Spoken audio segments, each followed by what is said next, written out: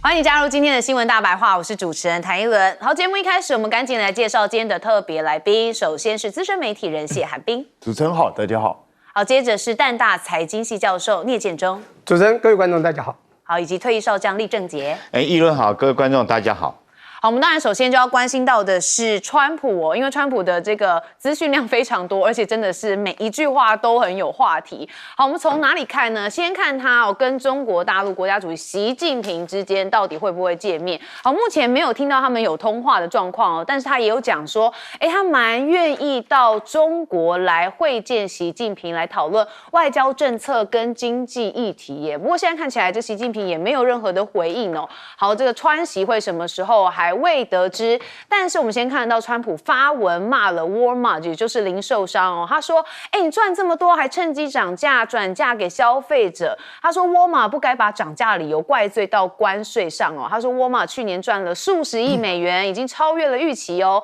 所以你这个关税哦，应该跟中国来共同承担成本，而不是让顾客来买单。好，我一直就说这个川普的这个经济思维跟一般人完全不一样，哪个商人会让自己赔钱呢？好，那川普也说，沃尔玛跟中国大陆这边要来承担关税嘛，甚至也骂了鲍尔哦。他说联准会应该赶快降息哦，这鲍尔太迟了，一个以太迟出名的人可能会再次的搞砸，但谁知道呢？好，不过鲍尔现在还是不动如山，所以呢，我们也看到现在美国经济哦，确实是蛮有状况的，包含它是3A 已经拜拜了，所以美债警钟响起哦。那很多的都降评了，美国也痛失所有的顶级信用评比。那中国这边也悄悄撤资美国了吗？因为看到英国要升第2大美债持有国，北京加快储备多元化的脚步了。好，我们来看一下内容哦。中国持有的美国国债降到7650亿美元，同期英国持有的美债则是增加了300亿美元，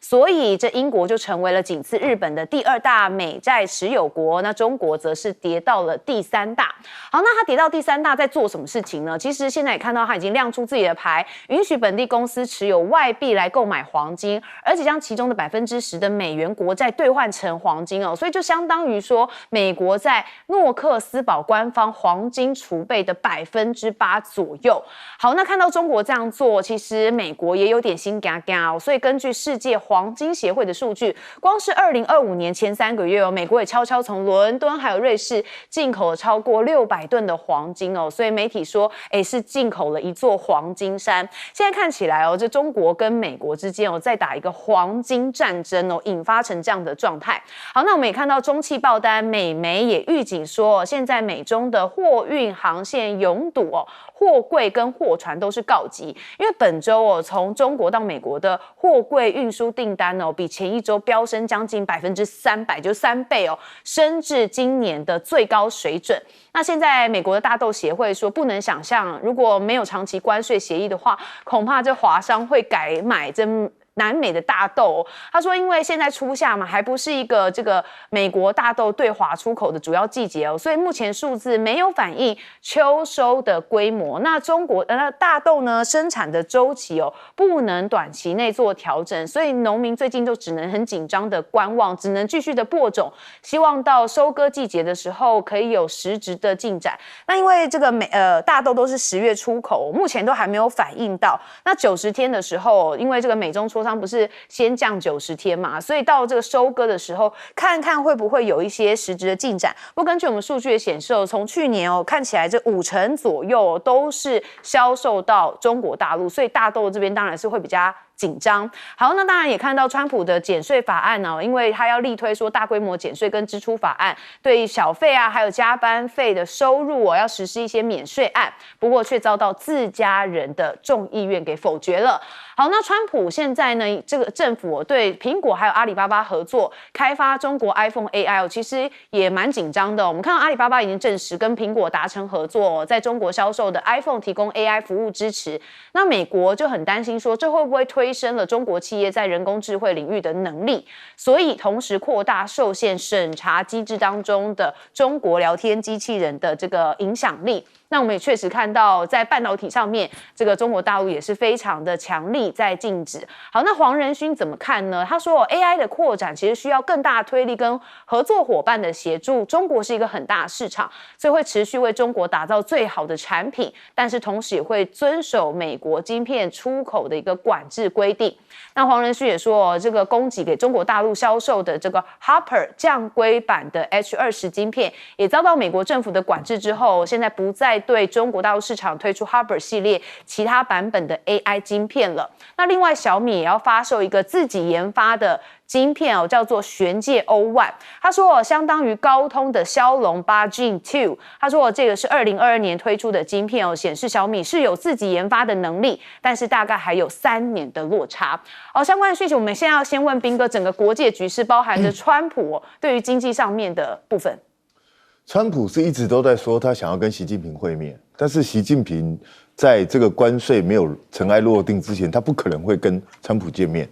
因为我如果跟你见了面之后，你回去又改了，又一下说这一下说那，习近平能够接受吗？他当然不能接受。所以，除非中美之间所有的东西规则大家重新订定完毕，不然的话，我认为习近平完全不可能会接受跟川普的会面，因为不确定性太高了。那至于说川普去怪沃尔玛，那当然，因为沃尔玛就是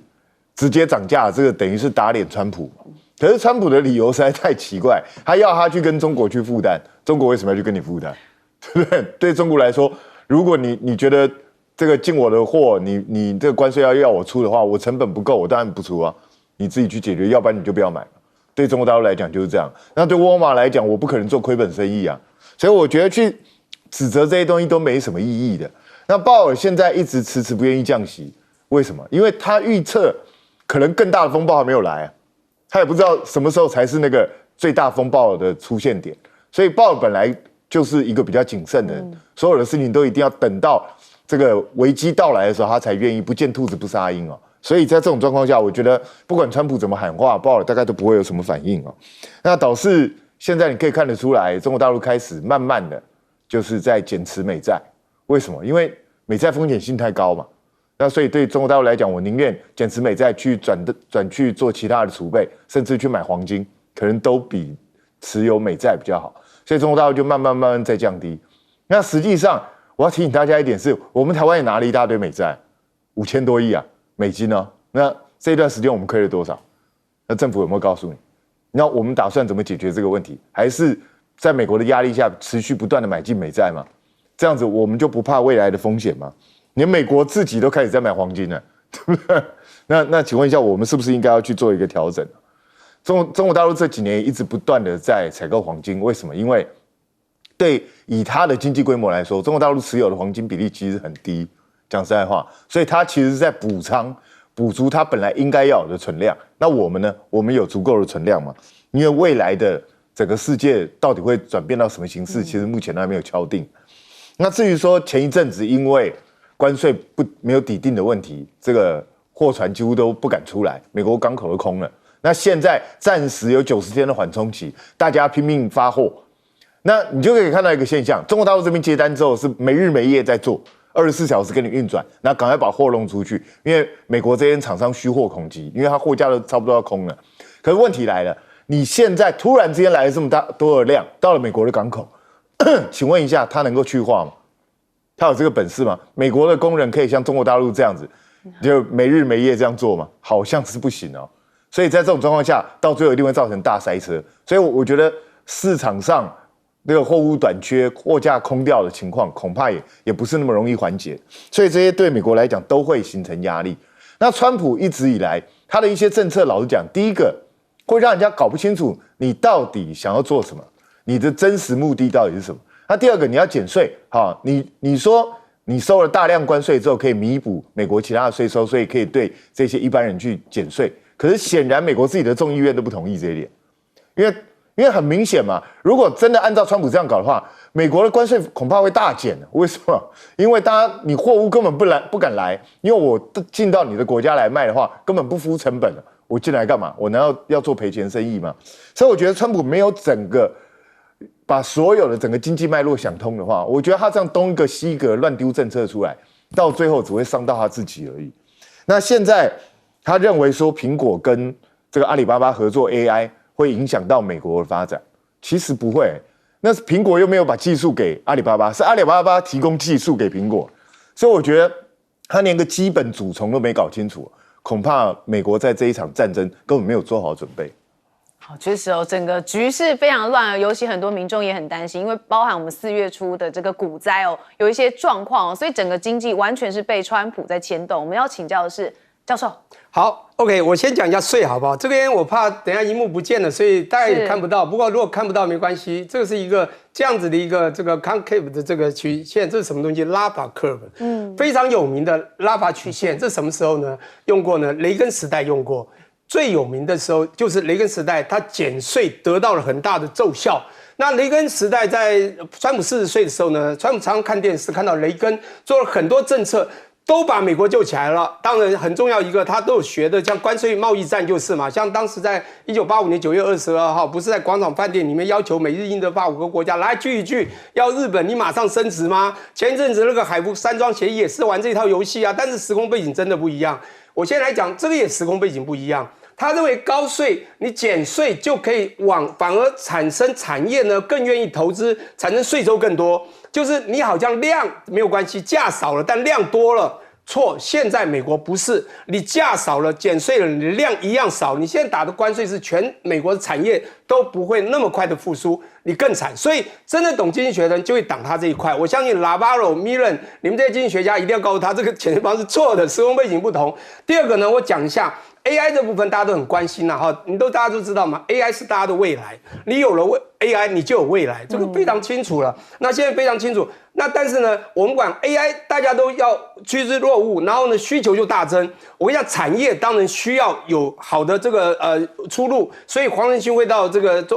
陪着川普去拿了这么多18000亿，那个等等都是为了他企业的获利。iPhone 不何尝也是一样呢？所以 iPhone 跟中国阿里巴巴合作是挡不到的啦。美国用了各种方式，从川普1.0版到拜登，又川普1.5版到现在2.0版，挡了多少次？他的浑身解力挡那个车已经挡到没有力了，你知道吗？会摔下去。我的重点在这个 AI 将来的合作呢，是产业想要的。当然，这时候川普一定会怕，但是我会讲为什么呢？就是说，川普觉得我们的高科技后代手绝对不能放手，绝对不能。但是我想将来迟早，因为太多的这个科技人都知道，中国就在你一转眼就看到了，就在你的背后，随时会追上。当然，它高科技还扣在他手里，像设计端，包括晶片设计在他手里。可是你知道，成熟端，我们讲成熟制程也不至于影响你的最先进的科技，所以这时候产业去合作，并没有伤到他的国安问题。他只是担心未来会突破他这个国安问题，所以他当然处处担心。但是重点是，我觉得未来挡不住。最后我讲到最重要的，大家都知道美元。US dollar hegemony 就是美元霸权，从这1944年7月开了 Bretton System， 这个霸权延续到了1973、74、1973 2月23号瓦解了这个 Bretton System， 到了74年石油黄金。你知道美元霸权撑了一阵子，你知道中国当时在起来的时候，在2008年金融海啸。他当时的债权是很少，他后来买美国债，从4000、5000亿买到了8000多亿，当时日本7000多，他超过他。到了2011年加码到了1兆多，他还成立了华美华欧基金哦，拿他外汇存底当时3兆的3000万哦1/10来救你美国。当时是因为还很和缓，因为奥巴马是一个政治文人，非常好谈。没有想到川普上来以后，2015年就全部变局了。我要讲的美国债出了很大的问题，因为美债现在10年期到期的6兆多，我告诉你，它当时利率多少？2008年12月到2015年12月，全部是0到0.25，它给你一个0.25的一个 band 的弹性空间，这个是以零利率时间。当时发债是零利率，请问他现在在期的债，你短债换短债，或者长债换长债，请问你现在要多少钱？我跟你讲，现在利率最少3%嘛，你现在怎么算？现在是有利率的时候啊，所以当川普也希望你 Powell 降这个，当一方面可以让他在发债继续发债，可以省钱，知道？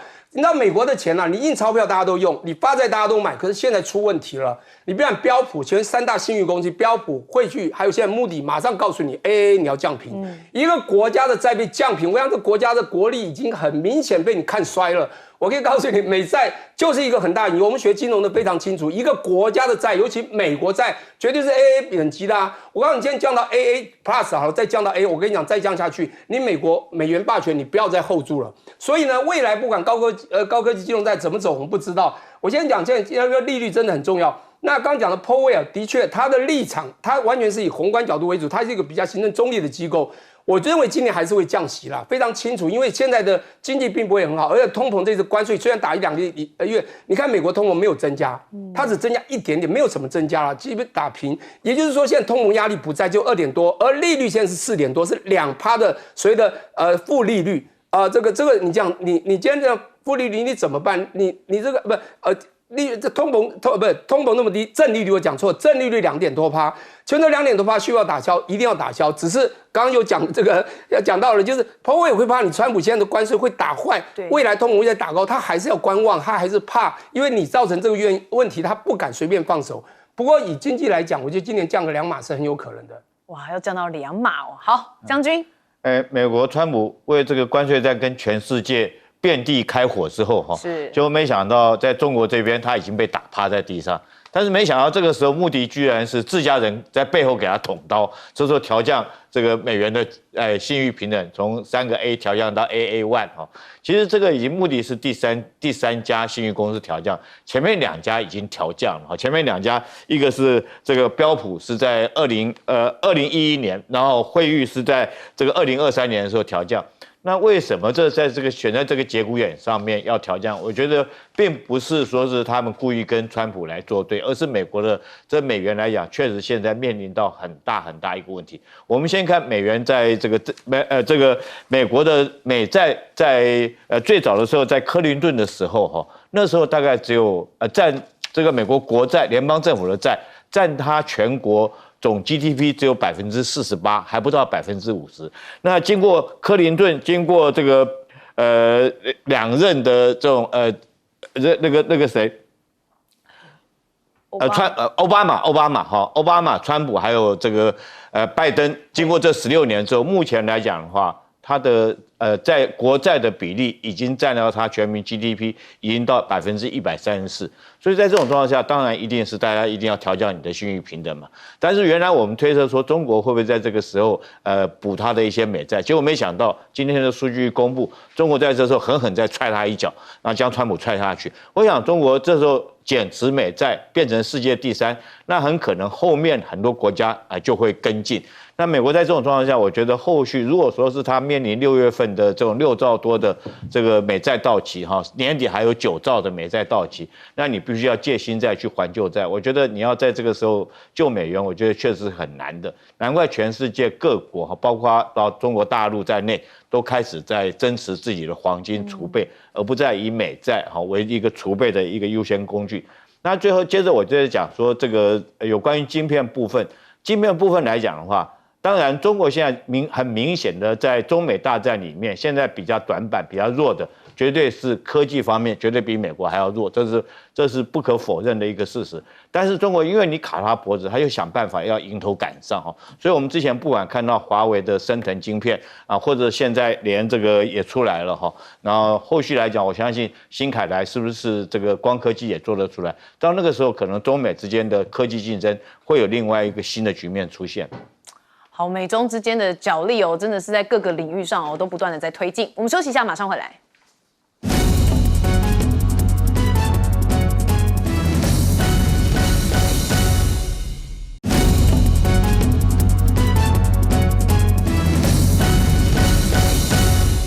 好，欢迎你持续加入节目现场。我们接下来要带大家来看印度跟巴基斯坦之间的状况。他们现在已经是中战了，但是呢，在这个空战10天之后，央视有一些动作。我们看到他罕见的强调说，歼10C 首次实战大放异彩。好，歼10C 是他们这一次让这个巴基斯坦来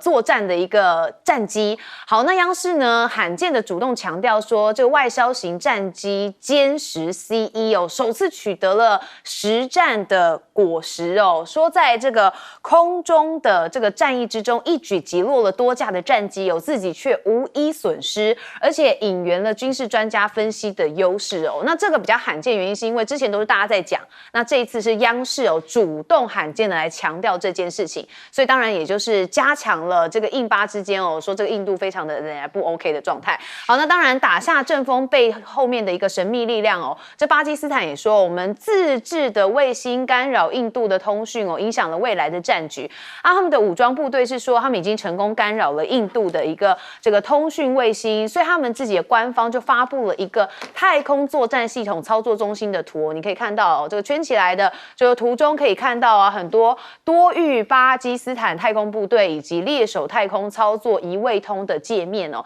那这两图显示说，这个巴国已经布置了4颗卫星，而且出现在了像是印度、伊朗跟阿富汗的国旗，所以就可以推测说，应该是针对这一些邻近的国家。好，不过我们也看到巴基斯坦空军副司令艾哈迈德在最近跟印度的冲突中，相当的冷静，而且自信的处理高压媒体的简报，所以他也成为了这个 Google 搜寻热搜的第1名哦。你看第1名是多少？是202万次这样的搜寻量哦，所以他确实这个一战也成名了。好，那现在我们要看到这个是无声胜有声，因为巴基斯坦的 Ari News 的主播他射了纸飞机。好，我们要带大家来看画面哦，因为它是暗讽了这个印度标风的战机哦被击落哦，所以我们说这是无声胜有声，是蛮创意的啦。但是这个就会让大家就说，有一点点在讽刺的意味有一点浓厚。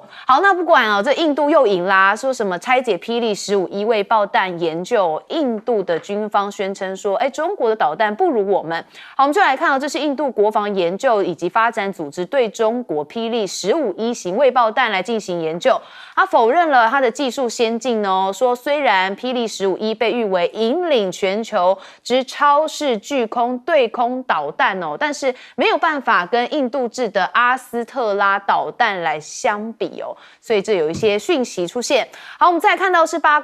基斯坦跟印度这边的空战立功哦，中国军工的装备就成了抢手货嘛，所以因为这个巴方也采用的是 A 射 B 导的联合制导体系，在100公里外发射了导弹之后，由预警机跟地面雷达接力的引导，完成了对目标的击杀。那当前的中国雷达已经弯道超车了，所以最新的展品哦是确实有效的来侦测隐形的战机，所以多次的实战也大幅提升了大家对它的一个信心。所以很多国家现在采购团哦正在接洽的是中国的军工企业哦。好，那我们看到世界雷达博览会就已经开始秀了一些中国大陆的这个硬核实力嘛。第11届的这世界博览会在安徽的合肥开幕有多款的中国首创先进雷达就亮相了。那当然包含了像是 P 波段的远端预警相控阵的雷达就被称为叫做空天巨眼，那可以来推算来袭的飞弹发落点跟弹道。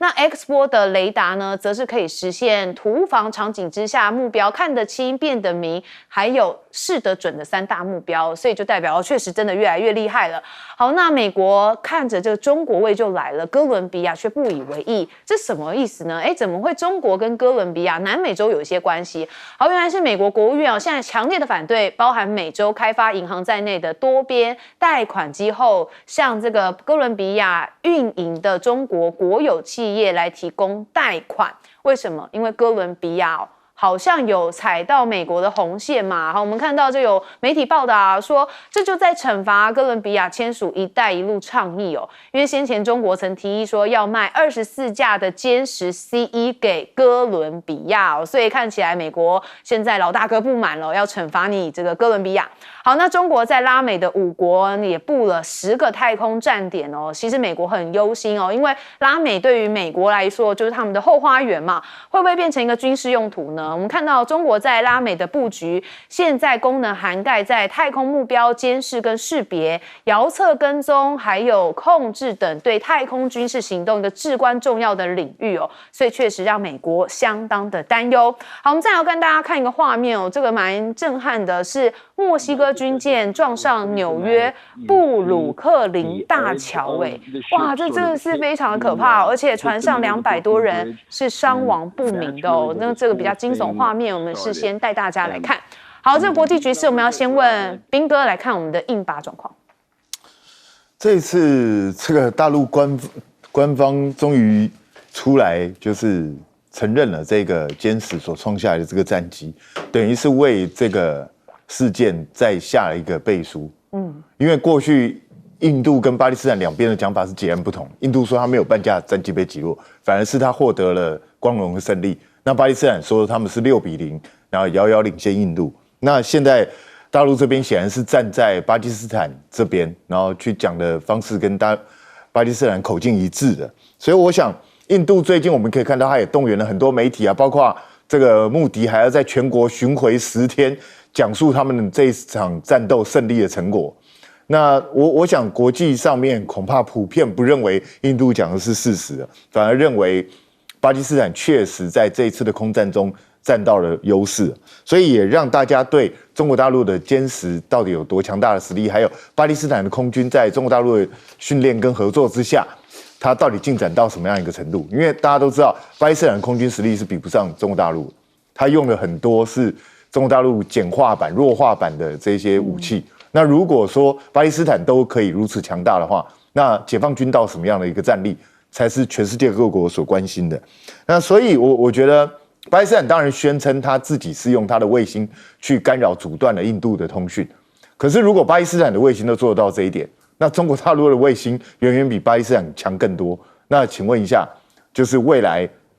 解放军用卫星去阻断信号能够发挥到什么地步？这也是大家在看的。那可是呢，印度还是一直不承认自己的失败，他还是用各种冷嘲热讽的方式，甚至我还听过有一个印度将军讲一个很奇怪的话，他说巴基斯坦能够打赢我们，但是解放军打不赢我们。然后为什么？因为巴基斯坦比较有实战经验，解放军从来没有实战经验，所以呢，就算解放军用他们自己的武器跟印度军打，还是会败给印度军。那这个逻辑到底是什么？我实在是搞不太懂。然后这个 PD-15呢，他们也一直在说这个不如那个印度的阿斯特拉，这有没有根据呢？其实也有根据。为什么？因为印度的阿斯特拉空射导弹，它号称它的距离可以达到340公里以外，所以理论上来讲，以表面的这个长距离来说，它是赢过 PD-15，因为 PD-15是超过200公里，那有人说甚至可以到300公里。但是如果以宣称的账面数字来看，阿斯特拉好像确实比较厉害。可是问题是，这个目前已经装备在苏凯30I 上面的阿斯特拉导弹，你请问一下，300公里以外，340公里，你要由谁来导引？是你的空中预警机吗？还是你的卫星呢？你如果没有人能够来导引这个东西，你空有这么长的距离有什么用？对吧？你很容易就被人家闪掉或干扰。所以我觉得，如果印度没有办法解决这个基本问题，那你这么长的距离其实只是唬人用的。那 PD-15至少在实战已经证实了，它确实可以射到这么远。那而且我也必须说，印度拿到的 PD-15其实是它的推进段，也就是真正技术结晶的前面弹头那个部分，它根本没拿到。我也不知道它为什么根据这样去判定。那所以呢，我必须讲，不管怎么样 ，PD-15已经在实战中建功。那你的阿斯特拉为什么在实战中没有发射呢？这不是印度应该解释的事情。好，这是军事相关内容，我们还是要问看将军。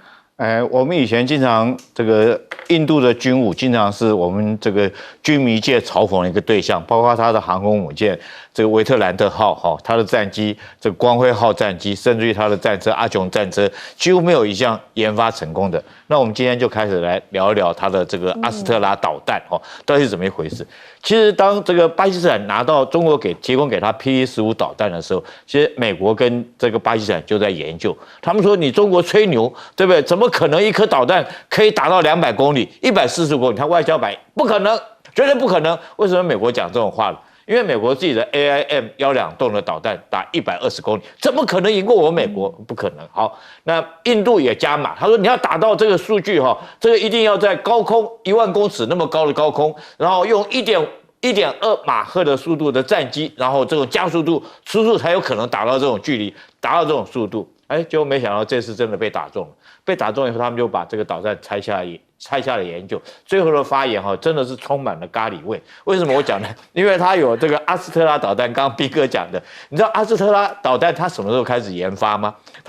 它研发的时间是1982年，到现在研发了快30年，快40年了，到现在其实还没有做出来了。那它号称可以打200公里这么远，可是问题是说你研发那么久还没有做出来。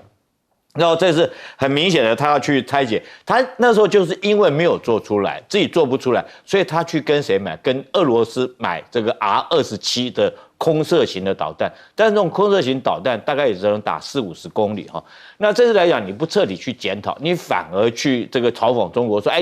你这嘲讽人家巴基斯坦这 PD-15这枚导弹，不承认它的优点，然后继续在讲一些狂妄自大的话来自欺国人。他现在来讲就是庆祝这个作战胜利，这个放假10天，不就是自欺国人吗？那现在来讲的话，如果说人家真的你不去思考说我怎么样来反制，我怎么样去购买新的武器装备，来研究这个反制的方法，我觉得你用这种欺骗自己的方法，只会迎来下一场的败战。我们现在反而看到美国来讲，我们光讲这个导弹。为什么说 PD-15这次来讲的话可以立功？它不是145，它打到181公里哦。那为什么原来说外销版145，它可以打到181公里？我相信中国在这方面提供了巴基斯坦很多的帮助，就譬如说帮他改个软体啊，或者改一个晶片上去，就可以增加它的射程。那美国这时候有警觉到了，反而人家美国警觉到，美国这2年开始积极的研发 AIM-260的导弹哦，希望射程能够跟得上。但是中国 PD-15对他来讲的话，只是算是这个中间产物了。它有更强的射程更远的 PD-17，甚至于号称 PD-21都可能研发成功。那如果说未来这个空警500预警机加上歼16战机挂了好几枚，12个挂架全部挂上这种导弹，然后如果说挂的是 PD-17、PD-21来讲的话，我觉得这个第一岛链可能美军都没办法在这个地方能够确保它能够掌握到第一岛链的制空权。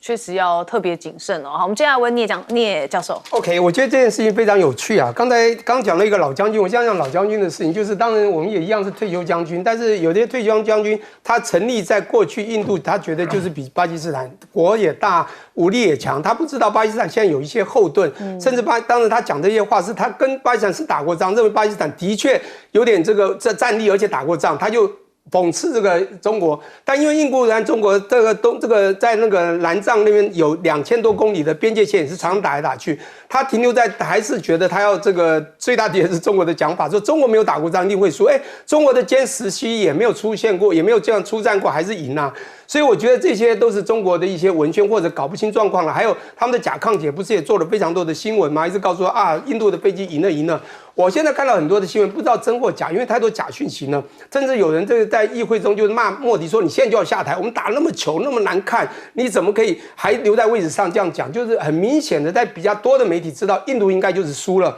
那么这次当然我们讲说，不管0-6、0-5，真的就是《笈桥一列传》啊，真的是把这个印度打到了很难看，所以呢，这个飞机掉下去，或者巴基斯坦那种哭手的歌，对不对？刚买的飞机被打啦，这个很有趣啊哈。不过我现在要讲的是说，因为我们当然就是我没有这个将军那么的了解这个战力中国战，但我们也大概追踪一些，知道中国现在就是我觉得很重要，就是科技的启发，它很多不管你今天的歼17跟阵风飞机或叫标风飞机，你们都是4代机，甚至在我所知的，你歼17在人家分机也没有它厉害。那为什么会赢？其实它有很多，包括它里面配备的一些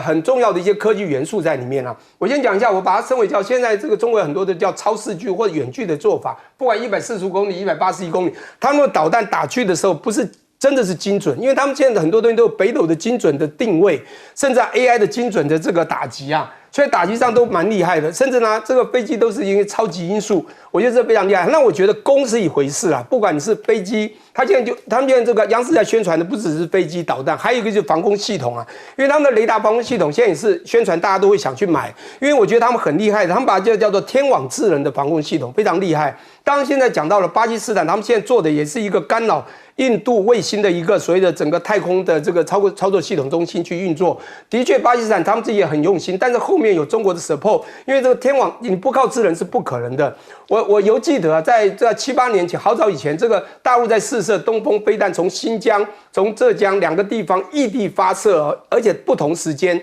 他们算准在同个时间。不同的距离，异地异距，然后异时同时时间在南海的一个岛上同时打到，这已经到精准打击。那当然，我们不要讲说台湾被6区军演1、2、3、5、6、7一样是他们都是精准打击的。所以我是觉得哈，而且都还是比较落伍的这个飞机。那我觉得这是攻击，那我觉得防卫的部分最重要。因为我觉得这次当防卫，包括无人机，印度攻的无人机打掉77台，都是因为天网的智能的防卫，我们就把它当作他们的防卫像金钟罩一样。所以这次巴基斯坦基本上没有什么大受伤，而且甚至它坚持也没有一定要坠落，我觉得跟防也是非常之重要了。好，那不管怎么说，那个我觉得央视和最后讲这个印视，他们各有一些讲法，但是央视的看起来就是比较后来讲也是比较客观，收集了各种资讯以后，告诉了大家世界这个中国的这个随着战机也好，飞弹也好，甚至防空系统也好，雷达也好，都已经到了一定的水准。那么当然，马克宏我们知道，法国之前讲说，哦，你现在拿我们的战机标风去打，我们打赢了就很有机会做广告了。这次呢，法国也不敢讲话了，因为甚至叫你说不要再拿去打了，这个大家都已经看得非常清楚的事实。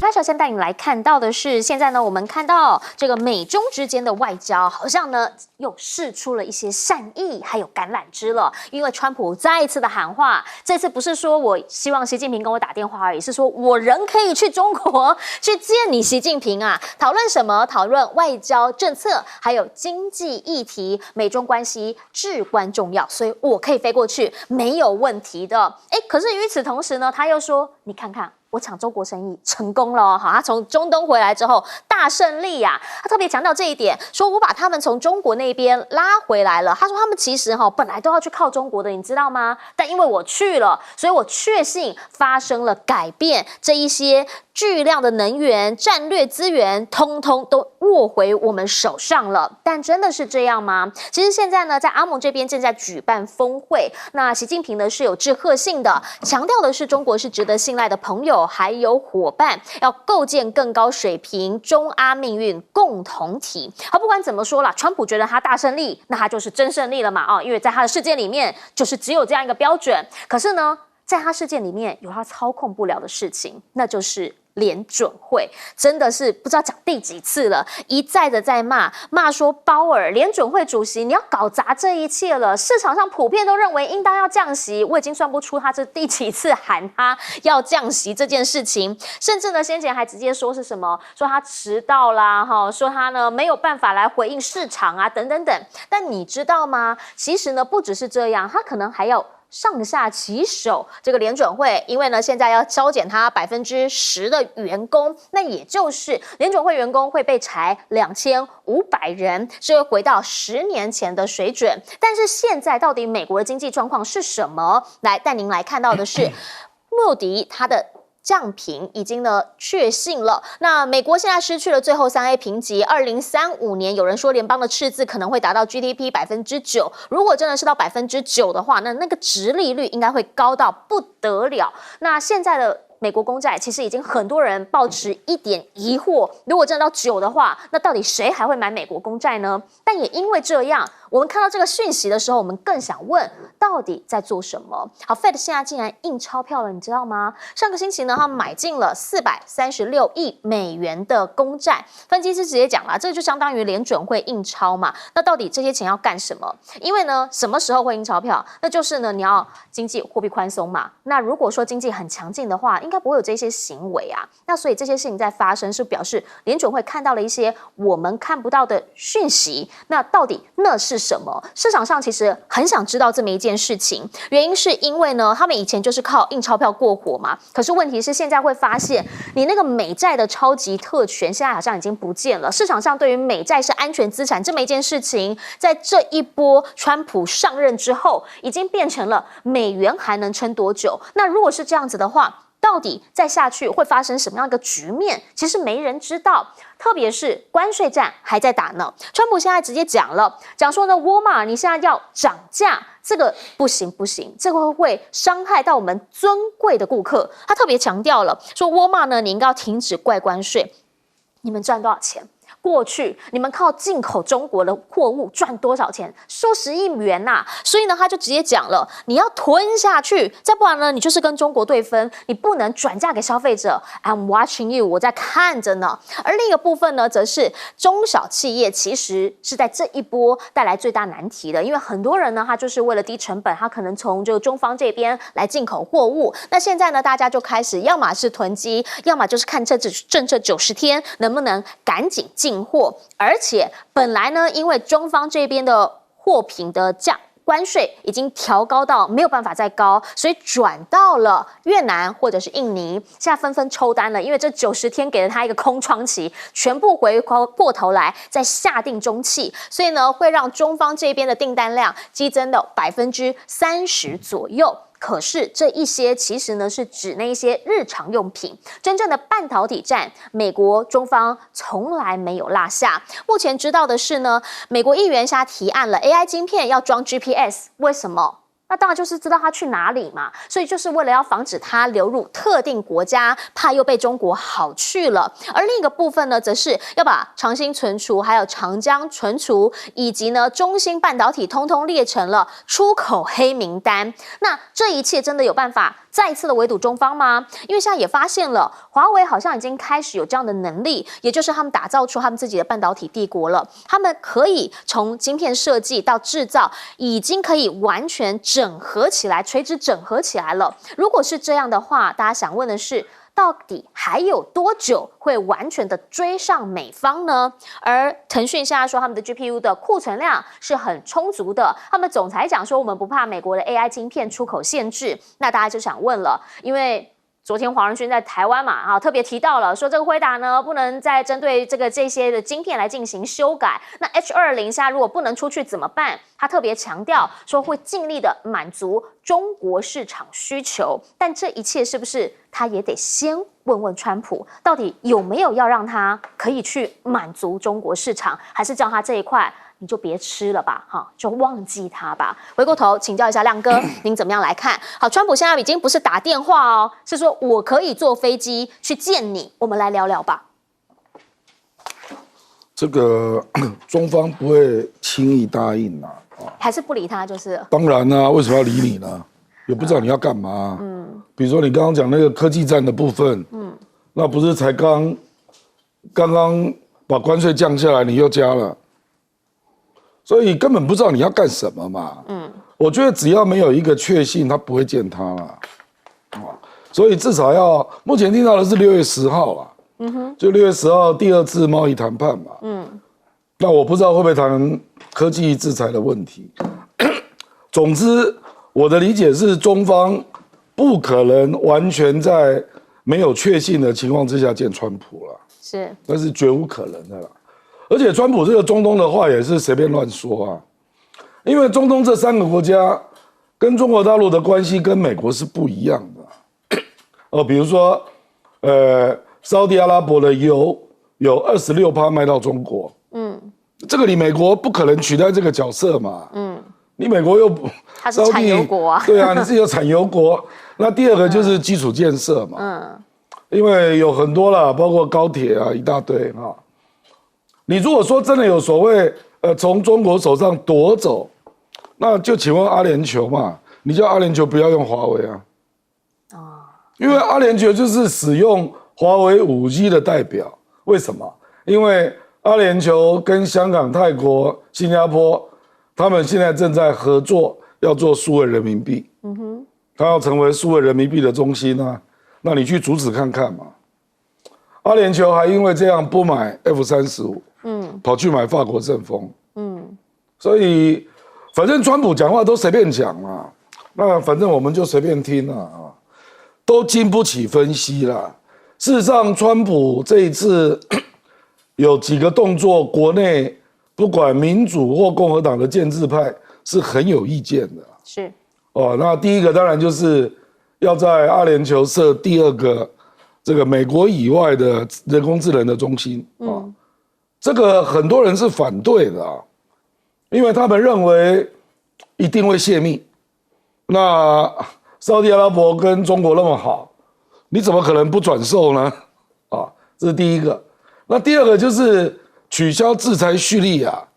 这个也是很多人都有意见的。其实我讲白了我们讲所谓的民主共和两党的建制派，那事实上就是亲以色列的力量嘛。以色列一定很有意见的嘛，因为叙利亚这个新的政府难道就稳定了吗？它里面有一大堆复杂的力量里面也有哈马斯也有这个圣战组织也有盖达，事实上那个新政府就是盖达的一个派系所以你突然之间对他取消制裁，那难道美国连那个炼油厂都要还给他吗？如果都是真的那叙利亚就会开始恢复一定的财政收入嘛。对那接下来会发生什么事谁知道？那我认为这个就是中东那3个国家游说的，因为他们都是逊尼派，所以当然了，美国有他的新的中东的布局，这也可以理解因为以色列看来周边国家不会打你嘛，而且打不赢你那唯一可能打你的是伊朗，距离你那么远那伊朗目前跟这个几个逊尼派的重要国家互动，就够他忙了啦所以他这个讲得通，可是美国的建制派还是都是亲以色列的那以色列是相当不高兴就是我认为并没有告知而且以色列也不同意结果你就取消制裁叙利亚那没有错啦，那你事实上是没有错啦，你从这3个富国拿到很多钱那有的是做国防合作，那很可能就有一些以色列以前不准你卖的东西，这次就要解禁了嘛。是因为川普也知道嘛，美国如果再不卖，他就跑去跟中国买这必然的嘛所以国防合作上了一个台阶，人工智能合作上了一个台阶，这个恐怕以色列都不乐见了所以其实这件事是凸显了美国在中东的经营，是未来有2个中心一个就是阿拉伯半岛的3个富国那都是逊尼派的那另外一个是以色列嘛可是你不要忘了那个哈马斯的老大就住在卡达你也不要忘了宾拉登就来自沙特阿拉伯所以这个地方是有点复杂了那川普是把它看得太简单了事实上可是川普这种简单也有它的优点就是让美国不要再纠缠在既有的地缘政治意识形态里面就至少我能卖东西嘛我赚钱了，对，是不是？对，可是地缘后果你不知道。对了，他的思考是这样啦可是眼前能赚的他赶紧先赚啦但也想要请教一下永明老师，因为经济上面是不是他现在真的蛮大的一个洞缺因为现在发现了 Fed 好像有一点悄悄的在印钞，说买进了400多亿的公债，发生什么事啊？因为这个 Modi 就是穆迪啦，穆迪他把就是美国的主权信用评级降了1级，因为大家市场上很重视他的这个评论，对，那基本上他就是认为你的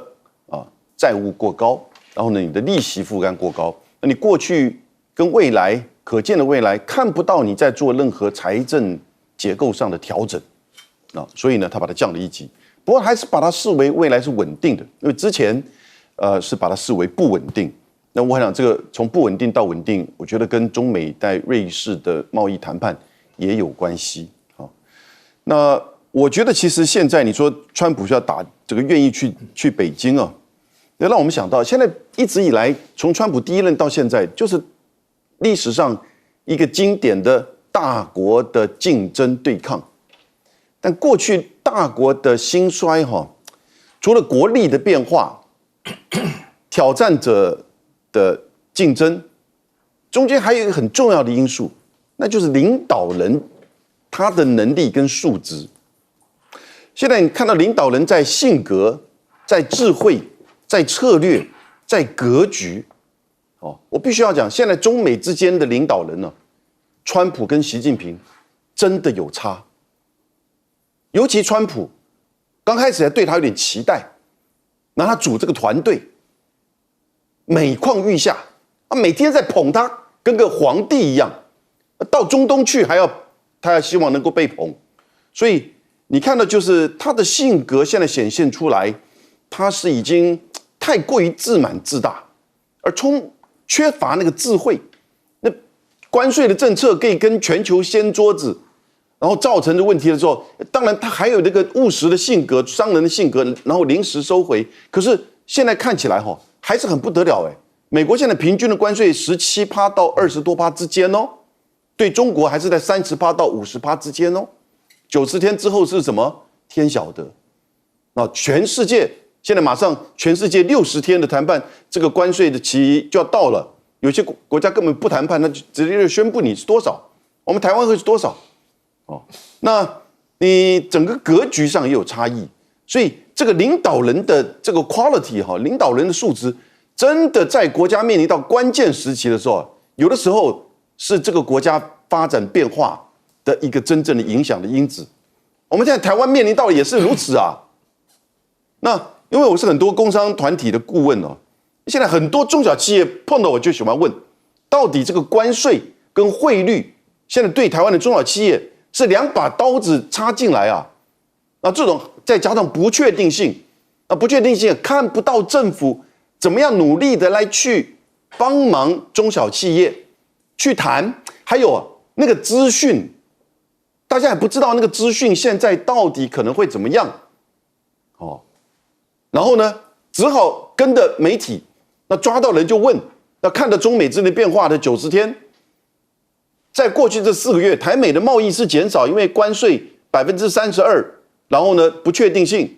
可是呢两岸的贸易是增加的，因为很自然嘛。现在我就给他们3个建议。第一个，美国市场不要放弃，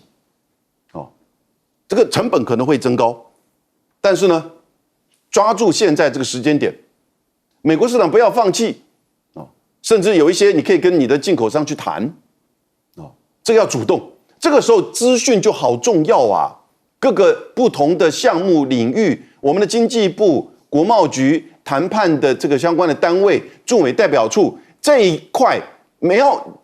在网站上每天要去 update 一些最新的资讯呢。然后呢，第二个就是你要开拓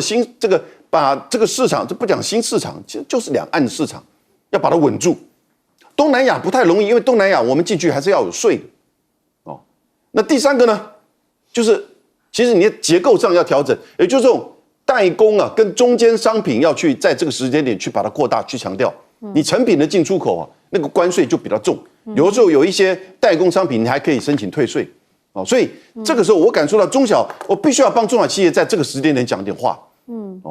我们政府到现在为止对于他们的关注，那个930亿是远远的不够啦。你有没有相关的这个资讯？你有没有告诉他们应该怎么办？然后呢，各个产业应该怎么办？个别的国家的这个财政或者是它的税率是什么？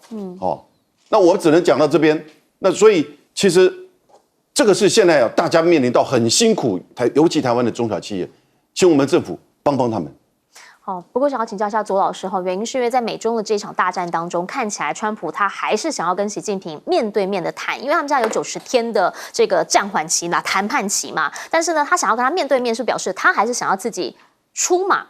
御驾亲征。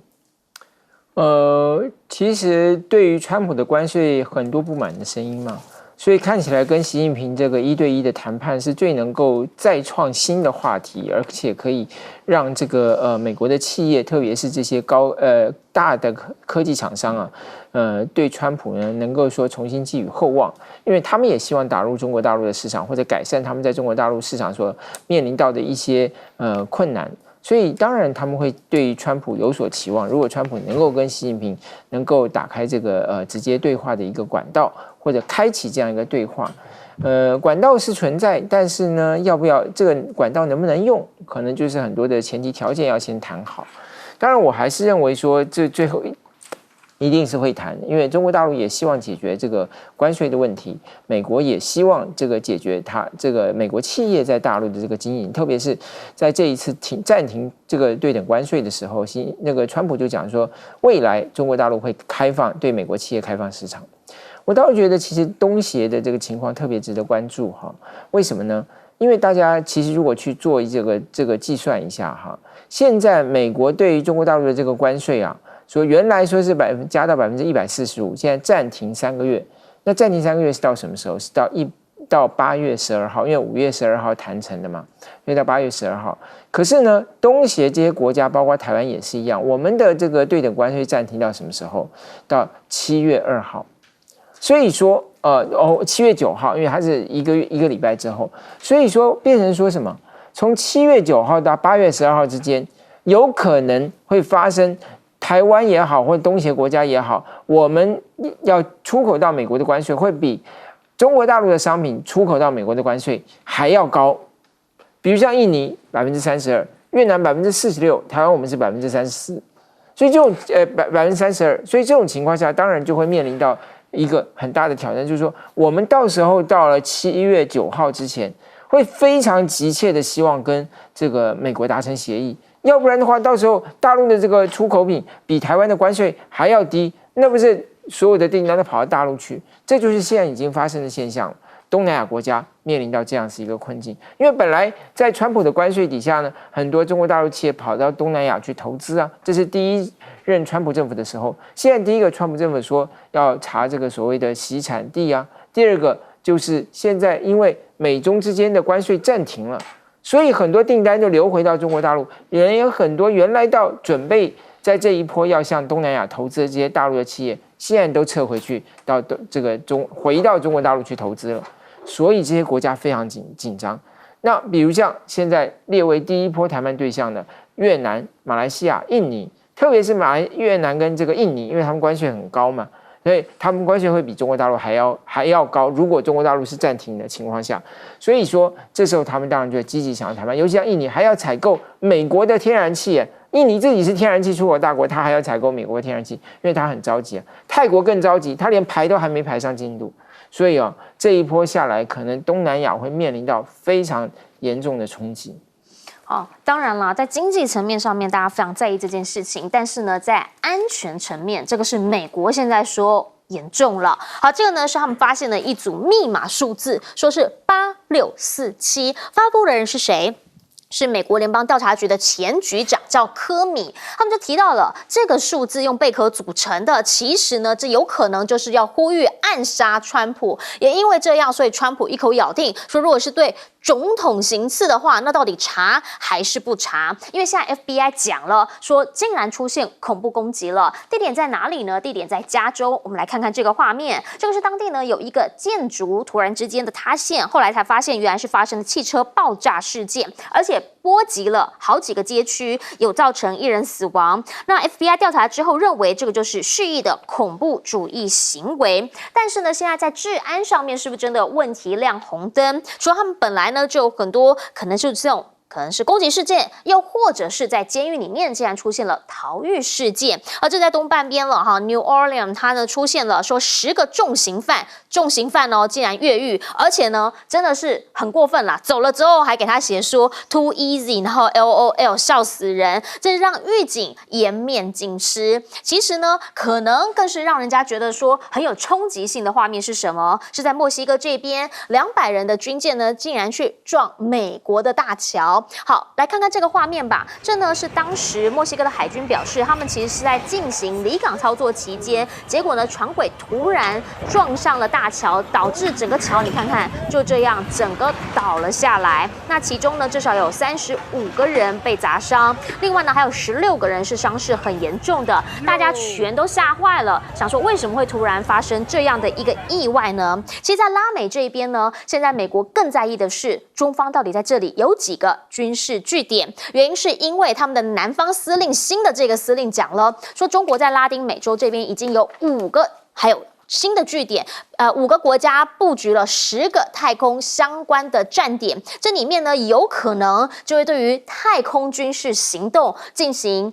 跟监啊、遥测啊，甚至可能会祸及美国，这个都是军事用途。好，但是呢，巴西这边的评论员他认为啦，说军事用途的说法是没有根据的，甚至呢他还讲了，这里面呢其实有很多都是美国南方司令部跟美国国防部管辖的啊。那怎么不说说你们到底发生了什么事情呢？其实呢，现在在美国军事上面，他们外部有所谓的战略上面的一些思考跟问题，内部呢则是有制造的问题。美国的海军军舰呢，现在说建造是严重的延误了，而他们的海军部长也直接的讲说呢，交付时程必须要往后延，一延很有可能就是2年，当然就会对于整体的核威慑啊，还有他们部署等等，都会造成非常严重的影响。另一个部分呢，则是看到中方是不是现在真的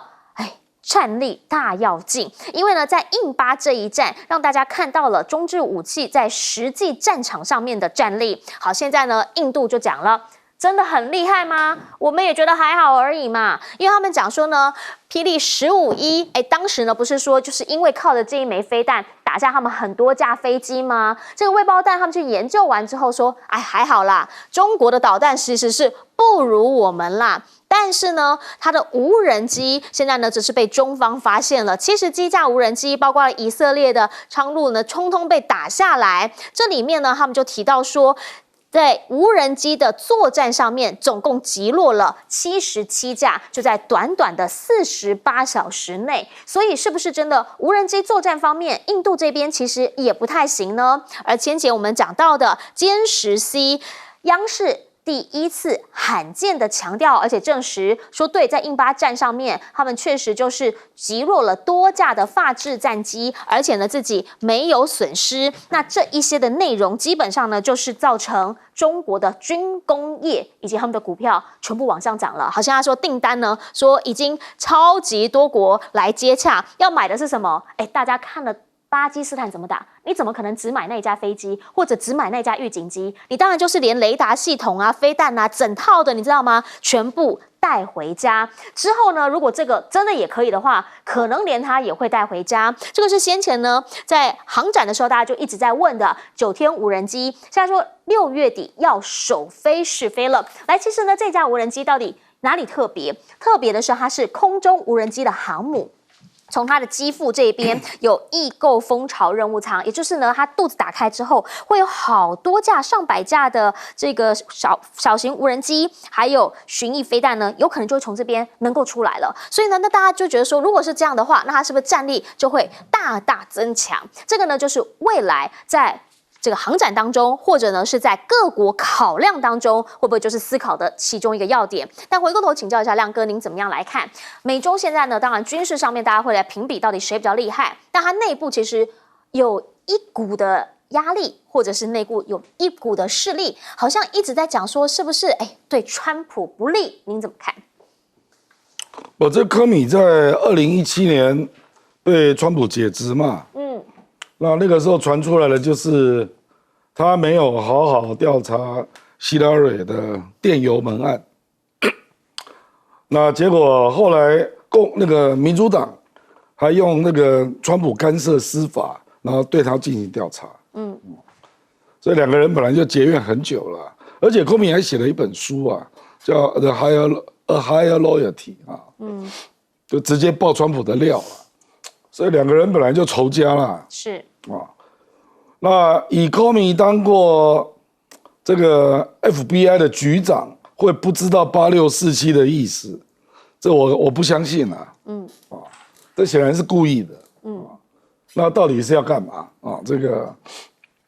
我觉得川普再继续这样嚣张下去，他的人身安全真的是会有很大的问题了，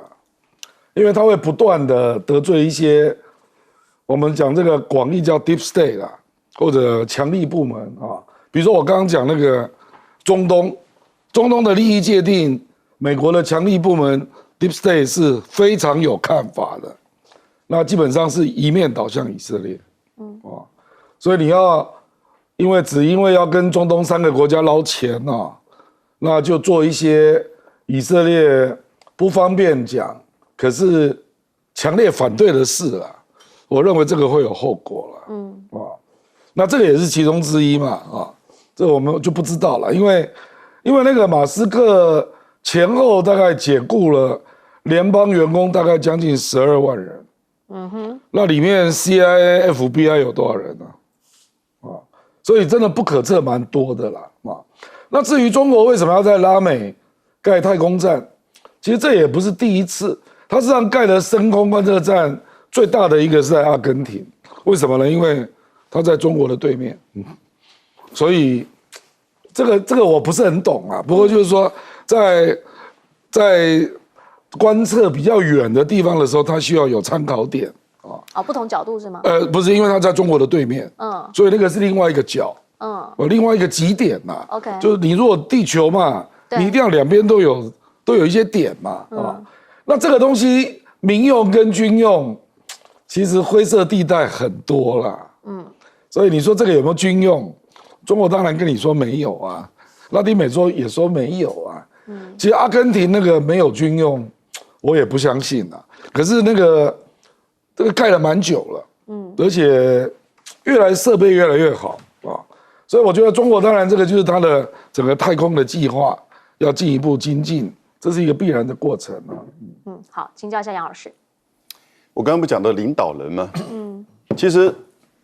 川普跟我们台湾的赖清德就很像，也就是他比较喜欢用民粹的手法，然后去巩固自己的权利。然后呢，满足自己的支持者。那同时呢，当然最重要是要强化自己本身的这个掌控力。那不是真的在做为全民、为福祉这个人民的福祉、为经济发展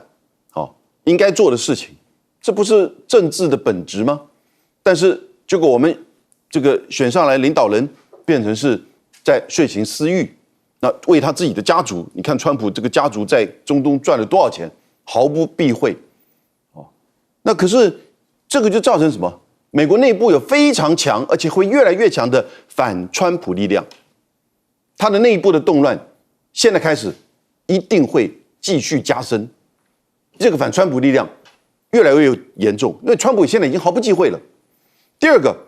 关税带来的影响现在才开始。其实甚至还没看到啊，它产生的通膨，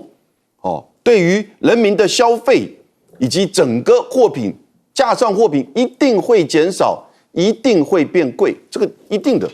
你知道本来除掉了对中国大陆60%进口的，就是大概20%的关税之外，美国对全世界进口的关税平均在2.5%，现在已经来到17%，这还是目前的谈判中的低点哦，将来一定会往上增。所以他们有说可能到达27%，那就几乎快要跟1930那个时候很接近。所以谁来负担这个？那川普刚才说，你沃尔玛以前赚的钱，你现在应该要把它自己这个关税要自己吞下去，或者要中国付。但完全不懂的贸易，不懂的商业，他是做房地产的，那谁还跟你做生意？那我还要去卖东西，不可能的事情。这个话他居然还讲得出来，很明确。但有的人他的支持者会觉得，对啊，你以前赚好多，你这个沃尔玛家族，你是美国前3大的有钱的家族，是没错啊。但你要他去做赔本生意，对不起，我宁愿关门也不会做，那中国也不会去卖给你。所以这种民粹的东西，你就看看接下来对美国的冲击。那你有看到他这个川普政府在做什么基础建设吗？什么都没有，只是越来越差。所以美国内部的情势我觉得会越来越严峻。那他现在这个剩余权力，军事、科技跟制裁、经济已经其实有点每况愈下。美元资产，那现在逐渐的失去它的吸引力。这是一个过程。现在它还是最强势的，没有错。当然还是用它做交易。可是呢，这个过程你看不断的累积。其实当它宣布解放日，也就是全球关税的时候，其实美元霸权也面临到解放日。而科技，其实看那个中国科技的这个挑战，那制裁到最后，常被管辖到最后，其实只不过显现出自己的弱点而已。所以我是觉得接下来美国内部的动荡其实会越来越严重。那尤其人民的生活会更辛苦，而它的剩余的全球霸权的影响力呢，也逐渐在松动当中。是，请教左老师。好，其实川普最近在这个美国国会就面临到了一个弹劾的提议。这是第二个这个民主党的国会议员提出了这个弹劾的提议哈。那第一个是叫做这个桑内达哈，他提议，然后第二个是这个叫做格林。那这两个其实都是众议院的这个众议员啊，他们提出这个弹劾，那当然也没有通过嘛，就是没有最后送请投票嘛，因为根本连投票那一步都没有达到。但是未来这种情况会越来越多啊。其实，在拜登任内啊，也被17次提议说要弹劾他，但是最后都没有投票。川普第一任的时候2次弹劾的投票啊，那当然都没有过嘛。那美国其实之前弹劾有过的只有2位总统，一个是这个克林顿，一个是接着这个林肯担任总统的这个强生。那这2个都是弹劾过了，最后没有把他免职啊，因为这个众院提议，然后最后参院没有过2/3，所以川普这一任恐怕又会再来这么一次，而且可能会跟他第一任一样，最后会有一些真的就变成是要全院投票。那这个其实一方面当然是因为川普个人的这个风格哈，一方面其实美国整个这种政治极化也会使得一个本来是本来看起来是不太有意义的动作，变成一些之前的这些国会议员，他能够创造声量，能够寻求在初选的时候得到关注的一个方法。这个大家有没有觉得很熟悉呢？我们这个现在马上要面临的这个大罢免，其实原来也是这么一个想法，最后就变成是一个现在这个遍地开花的这样一个政治运动哈。所以我认为哈，这个我们看到美国的这种乱象，不是只是在美国，是很多民主国家都共同面临的。那当然，我觉得其实也要注意到的一点就是说哈，当我们越来越多的这种政治对立升高的时候，很多原来的这种体制要如何有效的去变成一个大家可以共同遵守的规范。我觉得绝对不能只是说，哎呀，这个就是民主啊，哎呀，这个就是大家是这个展现大家一种民意。我觉得不是，因为民意最后要能够带来政治的进步，要能够有更多好的政策来推动跟实践，还是需要有一个大家共同接受的游戏规则。我觉得这个是我们应该要真正要努力的地方。